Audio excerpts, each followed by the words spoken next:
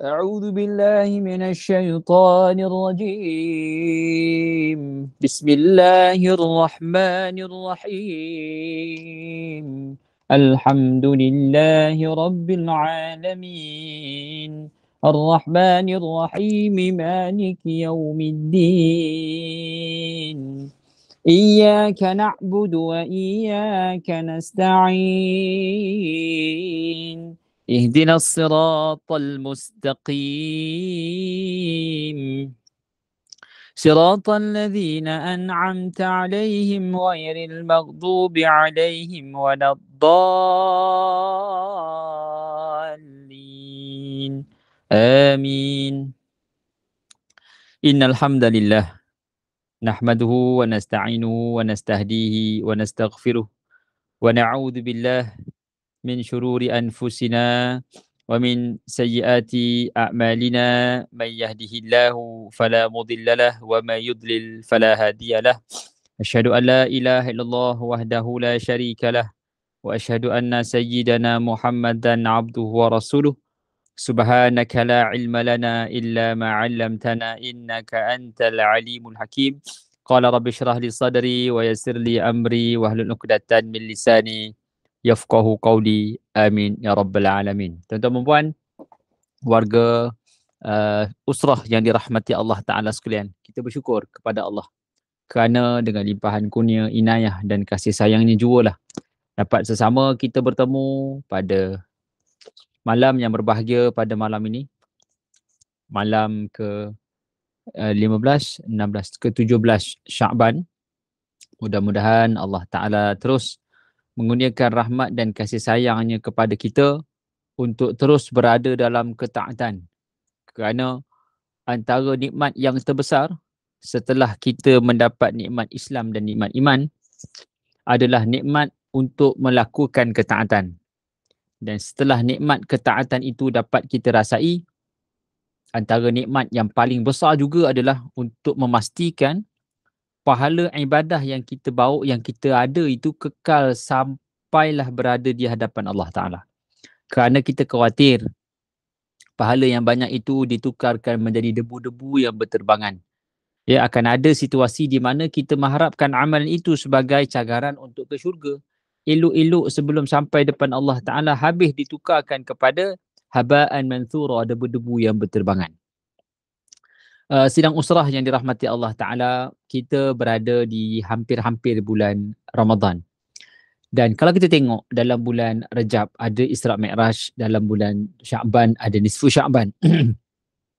Kalau di bulan Rajab kita ambil pengajaran antaranya Nabi dibelah dada. Maksudnya perjalanan mencari Allah perlu dimulai dengan hati yang bersih. Ataupun amalan tazkiyatun nafs, amalan pembersihan hati ini adalah amalan yang mesti dilakukan sebelum berjalan mencari Allah. Sebab kalau orang yang tak ada hati yang bersih, letaklah macam mana bersih pun air yang dalam cawan tu, maka cawan itu akan mengkotorkan benda yang bersih itu. Samalah hati manusia. Kalau hati itu kotor, dia buatlah macam mana pun, dia solat ke, dia puasa ke, dia zakat ke, dia haji ke, dia buat, dia macam-macam lah. Hati itu, bekas hati itu tak bersih.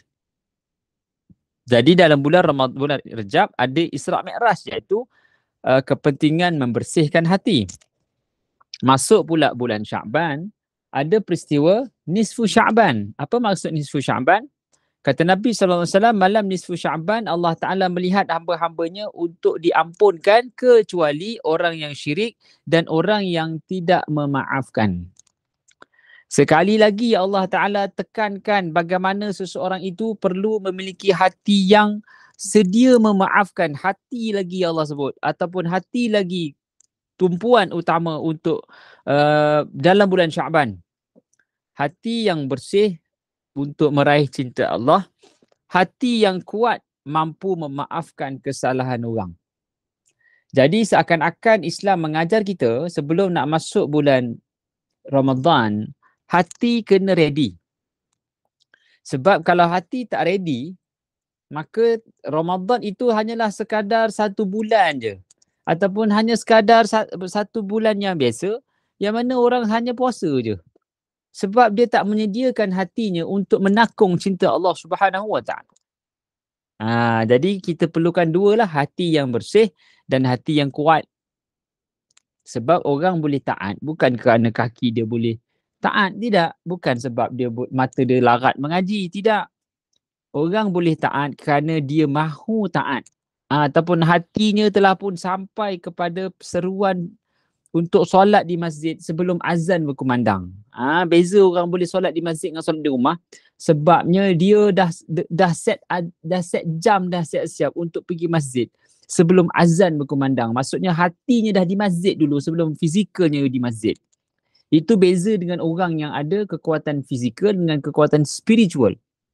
Jadi bulan Rejab dan bulan Syaban, Allah Ta'ala ajar kita untuk sediakan hati, untuk taat padanya.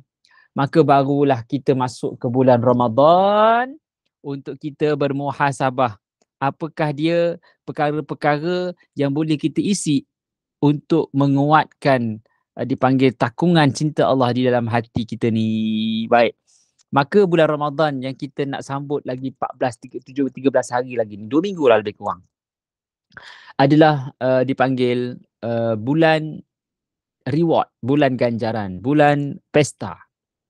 Sebab semua ibadah yang kita buat semua tu ditambahkan sebanyak 100 hingga 700 kali ganda. 10 hingga 700 kali ganda.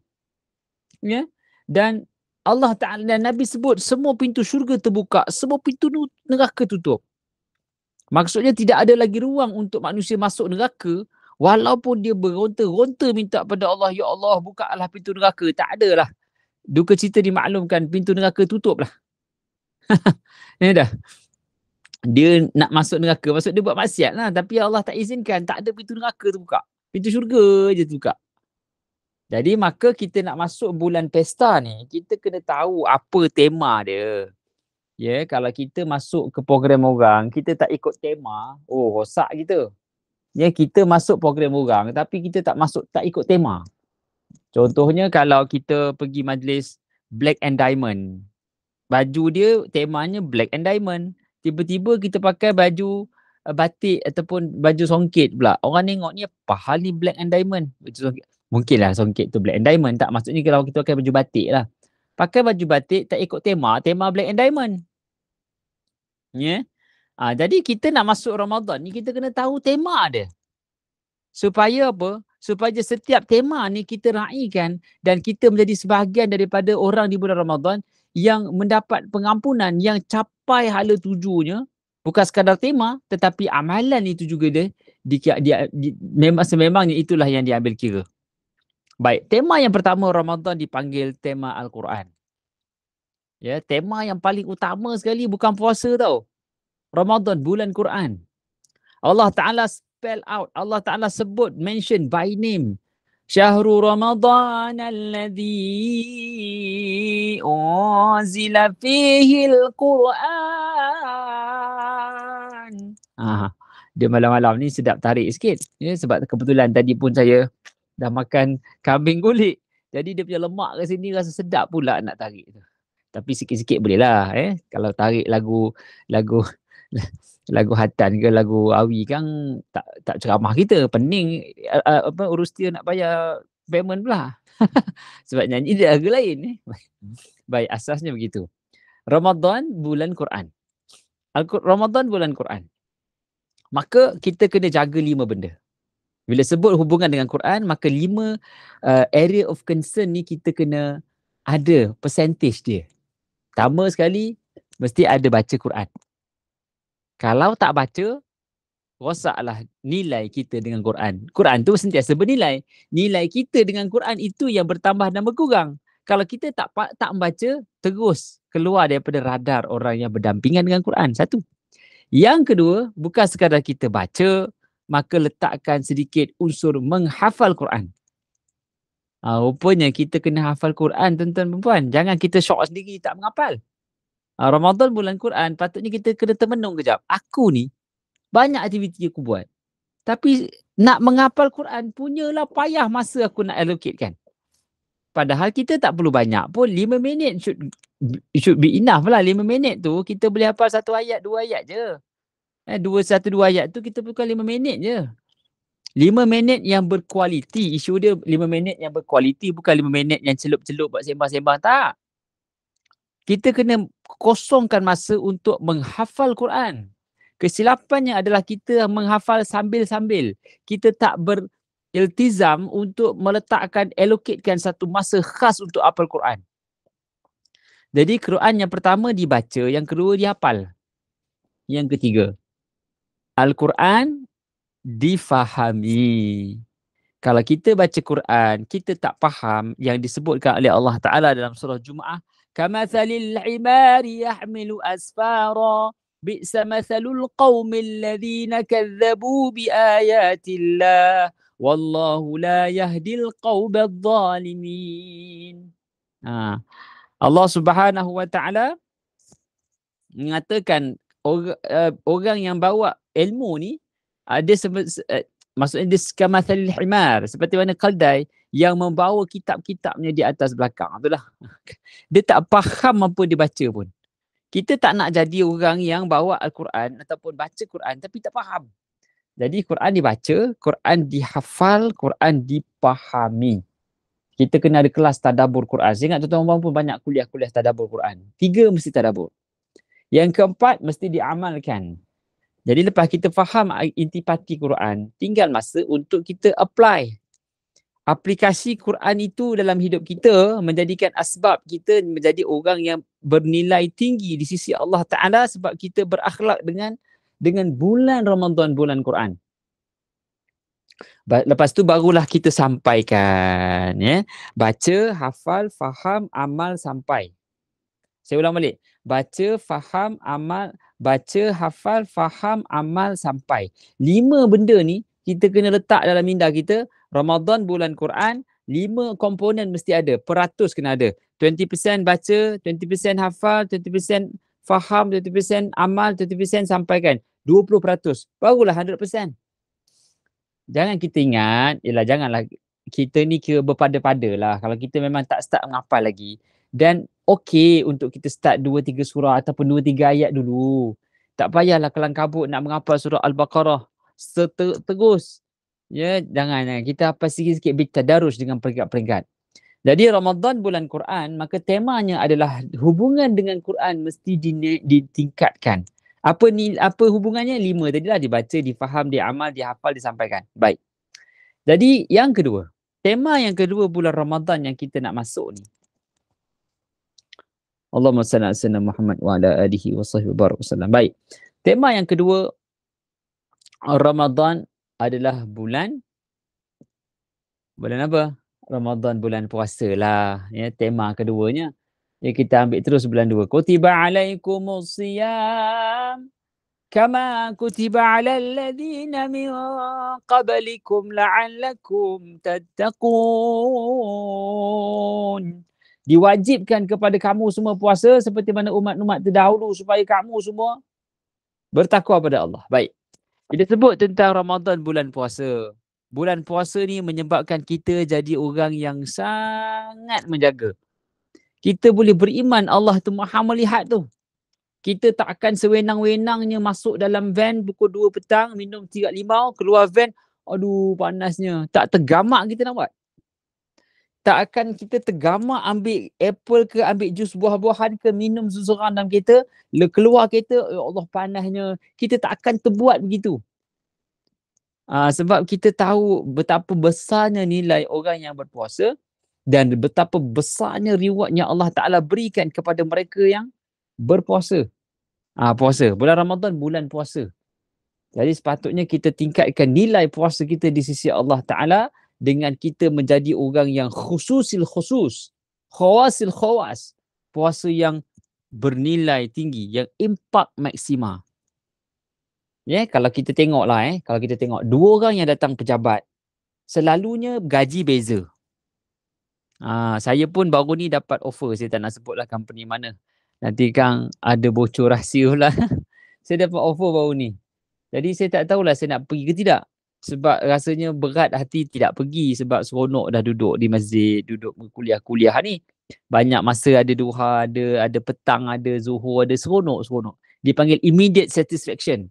Tapi kalau kita kerja, kita kena deal dengan bos, kita kena minta approval, kita kena bermujamalah, kita kena senyum-senyum. Itu yang jadi politik tempat kerja ni yang sakit sikit tapi nak ceritanya saya dapatlah basically offer tu. Baik, nak ceritanya pada bulan Ramadan ini, Allah Taala nak tengok nilai, value. Dua orang yang datang pejabat gaji berbeza kerana nilainya. Dua orang yang puasa berbeza pahalanya kerana nilainya di saat dia mempersembahkan puasa. Puasa menjadi bernilai tinggi bukan sekadar kita puasa physically, tetapi kita puasa mata, telinga, mulut, tangan, kaki, perut, nafsu, akal, semua ini kita puasa. Jadi maksudnya masuk bulan Ramadan, bukan sekadar perut saja kita tahan lapar dan dahaga, seluruh anggota badan kita juga kita kawal. Mata tak tengok maksiat, telinga tak dengar umpatan, mulut tak cakap benda lara, tangan tak ambil hak orang, kaki tak berjalan ke tempat maksiat, hati tak pernah ada buruk sangka, akal sentiasa plan nak buat baik. Itu baru maksud kita bulan Ramadan ni, bulan puasa yang kita nak zahirkan nilainya sepanjang bulan Ramadan. Kita nak zahirkan nilai puasa yang berkualiti sepanjang bulan Ramadan. Maka kita kena tahu apakah dipanggil sunat-sunat dalam puasa. Apa sunat-sunat dalam puasa? Yang pertama, bangun sahur. Yang kedua, sentiasa menjaga kebersihan, cleanliness, gosok gigi, bersugi. Apa lagi? Puasa kita banyak berselawat ataupun istighfar sepanjang hari. Itu dipanggil pengisian ataupun sunat-sunat puasa lah. Yeah? Kita sunatkan lambatkan sahur, sunatkan cepatkan maghrib. Kurang, dan kita kena tahu perkara yang memakruhkan puasa, membatalkan puasa, memakruhkan puasa. Contohnya tidur.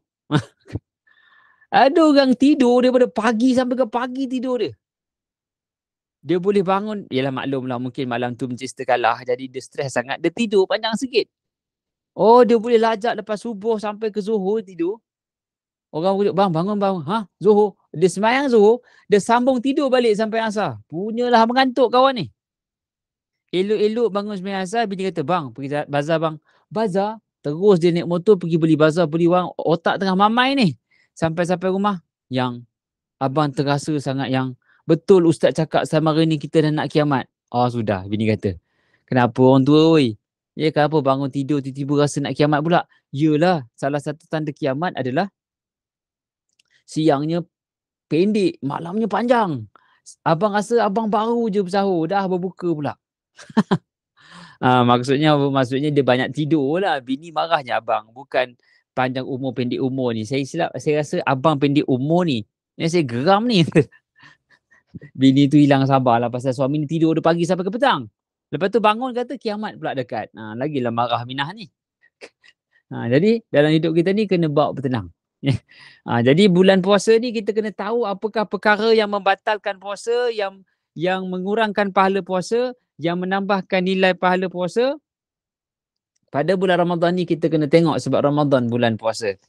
Second point yang kita kena fokus, Ramadan bulan puasa. Ramadan bulan solat, Ramadan bulan puasa.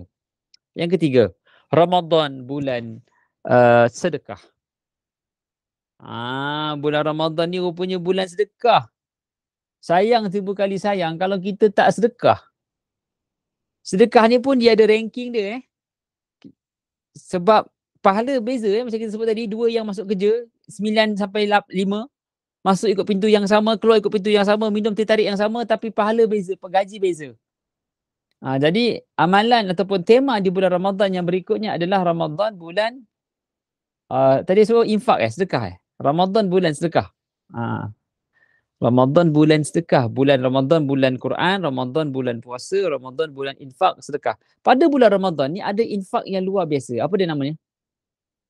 Orang yang menjamu orang lain buka puasa. Ini khas untuk yang wanita. Kalaulah dia diberikan cuti oleh Allah Ta'ala dan dia tak ada peluang nak berpuasa, dia boleh menjamu orang buka puasa. Paling kurang suaminya. Itu yang kadang-kadang kita susah tu. Sebab kita sibuk, suami pun sibuk. Penyudahnya suami makan kat masjid, tak dapat merasai buka puasa air tangan isteri. Paling kurang istihulukanlah kurma abang sebelum apa-apa buka puasa ikut kurma saya. Lepas tu awak balun lah yang lain tu. Pasal saya dapat pahala buka puasa.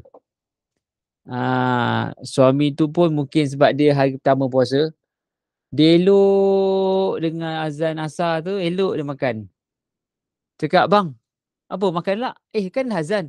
"Bang, itu azan asar lah, awak makan pasal apa?" "Lai, saya dengar sebiji macam azan maghrib." Maksudnya maksudnya dia tak faham lah tu azan maghrib ke, azan isyak ke, azan subuh ke, sama je kan. Bolehlah dia buat terkejut-terkejut, dia tak sangka ni azan asar, azan maghrib kan. Baik. Jadi subhanallah, bulan Ramadan bulan infak. Infak pada orang buka puasa, infak pada anak yatim, infak pada orang susah, infak pada orang miskin. Infak, infak, infak, infak. Bagi, bagi, bagi. Ramadan bulan untuk sedekah.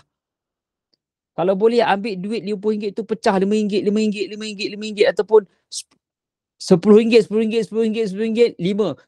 Alah, kita bagi RM10 dalam tabung masjid. Allah Ta'ala bagi RM707,000 dalam akaun kita. Secara maknawinya. Kita tak sedar tu, tapi Allah Ta'ala dah pastikan kita bila kita sedekah ni, Allah Ta'ala akan bagi ganti yang kita tak boleh nak. Beyond imagination. Cakap orang putih lah. Kalau kita banyak sedekah, bagi pada mereka yang sangat memerlukan, bagi anak yatim, bagi pada orang yang sangat memerlukan, bagi pada orang tu tak kenal kita, bagi pada orang susah. Ini semua amalan-amalan infak yang mesti kita tahu di manakah nilai infak tu diangkat. Sedekah pada harta yang kita sayang, sedekah pada orang yang kita sayang, maksudnya ahli keluarga kita. Sebaik-baik sedekah adalah sedekah pada ahli keluarga. Sedekah tu. Termasuklah isteri kita, ahli keluarga kita lah. Ya, ni tidak isteri, ya Allah kesian, isteri tu macam tak nak hidup dah. Suaminya mewah hidup. Suami tu tak menghias, tak memberi peluang pada isteri tu untuk berhias lah, sikat dia je. Jadi bulan Ramadan ni bulan sedekah. Afdal sedekah pada ahli keluarga, al-akriba. Kita kaya di Ampang. Anak buah kita jadi asnaf zakat di Lenggong ke, di Kuantan ke. Tak adil gitu. Tak adil. Mungkin anak abang kita, anak kakak kita. Baik. Maka Ramadan bulan infak. Ramadan bulan Quran, Ramadan bulan puasa, Ramadan bulan infak. Yang keempat, Ramadan dipanggil sebagai bulan, Allahumma salli ala Muhammad, bulan berdoa. Tidak sempurna Ramadan itu kalau kita tidak berdoa bersungguh-sungguh kepada Allah Subhanahu Wa Taala. Macam mana kita, kita ni kadang-kadang kita rasa give up nak doa tak? Adalah, tak ada sudah. Sebab kita tak boleh measure ukuran dikabul ataupun tidak doa kita tu. Kan?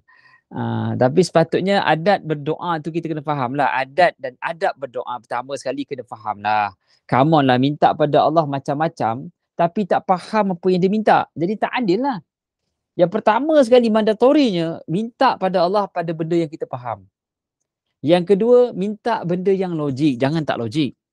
Bolehlah kita minta benda yang tak logik, tapi dalam suasana yang masih lagi terkawal lah. Benda tak logik, tapi boleh jadi. Daripada benda tak logik, saya nak jadi S-Man Ustaz, tangan terkeluar besi. Benda tu tak logik. Minta ni adatnya mesti minta benda yang logik, benda yang boleh dapat, yang kita berusaha. Bila kita berdoa, contohnya lah kita tunggu dekat bus stop, ada lori, ada bas lalu. Kita doa, ya Allah, aku nak bas ni, ya Allah. Lepas tu kita duduk je dekat bus stand tu, tak buat apa-apa. Bus stand tu. Adakah begitu? Tidak. Jawapannya kita kejarlah. Kita berdoa, ya Allah, aku nak naik bas tu. Kita lari. Maksudnya kita kena ada hati yang dekat dengan Allah Ta'ala minta, lalu kita usahakan bertemu dengan orang yang, maksudnya kita usaha untuk mencapaikan matlamat kita tu. Itu maksud doa. Doa ni dia mesti ada follow up action terhadap apa yang kita doa tu, dia mesti ada akhlak yang selari dengan permintaan doa tersebut. Apa ertinya berdoa kalau kita tak faham? Dan apa ertinya doa yang difahami tetapi tindakan kita jauh menyimpang daripada apa yang kita harapkan? Apa ertinya? Memanglah ada erti sebab doa itu sendiri memang berpahala. Tapi dari sudut matlamat duniawinya, apa ertinya kita buat begitu? Maksudnya matlamat akhirnya lah nanti. Baik. Subhanallah. Jadi Ramadan ini dipanggil bulan infak. Jadi infaklah sebanyak mungkin, plan siap-siap apa yang kita nak infak. Kalau tak ada duit, cukuplah sekadar satu senyuman. Tabassum liwajhi akhika sadaqatun. Sesungguhnya senyuman di wajah saudara kamu itu adalah satu sedekah. Baik, sambung. Bulan Ramadan, tuan-tuan dan puan, bukan sekadar ianya bulan puasa, bulan Quran, bulan puasa, bulan sedekah, bulan sedekah dan bulan doa, tetapi Ramadan juga adalah bulan untuk kita selalu minta maaf. Bulan kemaafan, bulan minta maaf. Ramadan ini bulan meminta maaf, kemaafan. Kita minta pada Allah dan kita harapkan kemaafan. Ramadan. Temanya adalah tema untuk kita minta ampun selalu. Dan kalau kita memang secara spesifik pun memang kita minta pada Allah keampunan. Jadi Ramadan perlu kita letakkan, sulami setiap aktiviti kita dengan banyak berzikir pada Allah Ta'ala dan minta ampun, zikrullah. Kalau kita boleh sebutkan, temanya tema zikir lah, zikrullah. Ramadan temanya zikir. Zikir apa yang paling sedap dan paling bagus sekali kita doa sepanjang bulan? Bulan ni adalah kita minta pada Allah dalam bulan Ramadan nanti agar kita diberikan keampunan. Allahumma inna nas'aluka ridhaka wal jannah wa na'udzubika min sakhatika wan nar. Allahumma innaka afu tuhibbul afwa fa'fu anna. Ya Allah, Kau Maha Pemaaf, maka maafkan kami. Itu doa yang memang kita baca setiap hari. Setiap malam bulan Ramadan bila imam solat tarawih 4 rakaat mesti kita baca. Tapi sayang kalau kita baca tapi tak faham. Jadikan itu sebagai zikir harian. Jadi bulan Ramadan temanya adalah bulan zikrullah, zikir. Dan yang terakhir, bulan Ramadan yang kita nak sambut ini namanya bulan mujahadah. Kalau kita pilih untuk tidak bermujahadah, maka kita takut dan khawatir kita tak jumpa syurga Allah. Bulan Ramadan ni bulan mujahadah, tuan-tuan dan puan. Harga syurga ni mahal. Takkan kita nak goyang-goyang kaki lalu mengharapkan syurga tepi Nabi, tidak. Syurga ni mahal. Al-jannatu huffat bil makarih. Syurga itu dipagari dengan benda-benda yang nafsu tak senang. Nafsu tak suka. Tetapi itulah hakikat syurga yang dipenuhi dengan pelbagai bentuk benda yang nafsu tak suka. Tapi kalau kita boleh lawan, kita boleh ikhtiar untuk kita jadi manusia yang lebih hebat, maka percayalah Ramadan ini adalah Ramadan yang menjadikan kita jadi orang yang lebih baik dan lebih hebat. Kita jadi lebih berkualiti lah hubungan kita dengan Allah Subhanahu Wa Taala. Ya. Baik, tuan-tuan dan puan. Bulan Ramadan bulan mujahadah. Mujahadah ni dua lah, sama ada kita berhadapan dengan ujian dan kita sabar, ataupun kita meningkatkan kualiti ibadah, itu juga dipanggil mujahadah. Jadi kita pilihlah untuk meningkatkan kualiti ibadah sebelum Allah datangkan ujian yang kita tak mampu nak tanggung. Jadi kita raikan ujian-ujian yang within our control, iaitu tingkatkan ibadah. Kita khawatir kalau Allah bagi satu ujian yang kita pun terduduk dan kita tak mampu nak respon. Within our control, datangkan ujian yang kita boleh overcome sendiri. Tuan-tuan muslimin muslimat yang Allah Subhanahu Wa Taala. Jadi saya kira sampai di sini sajalah dulu, insya-Allah. Saya nak kena pergi ambil anak saya dekat rumah mertua. Dia duduk rumah mertua sebab bini saya tengah kursus. Jadi saya letakkan anak-anak di rumah mertua.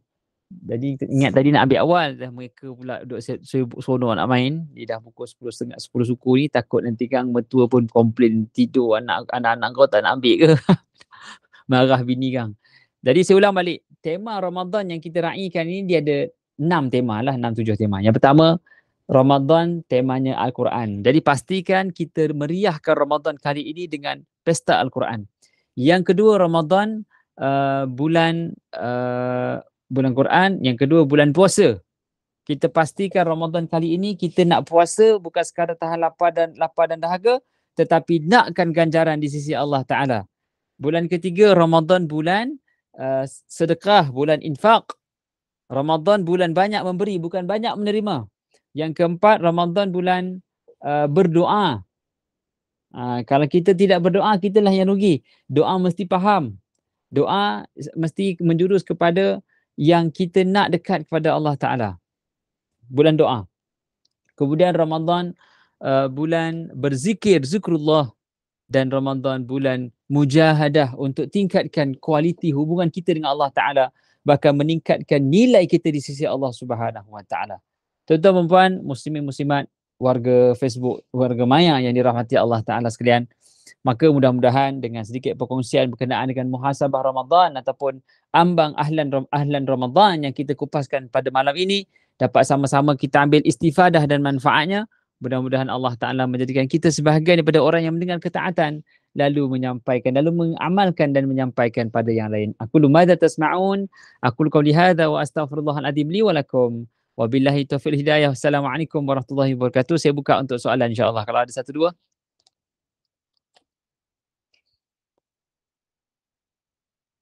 Tak ada.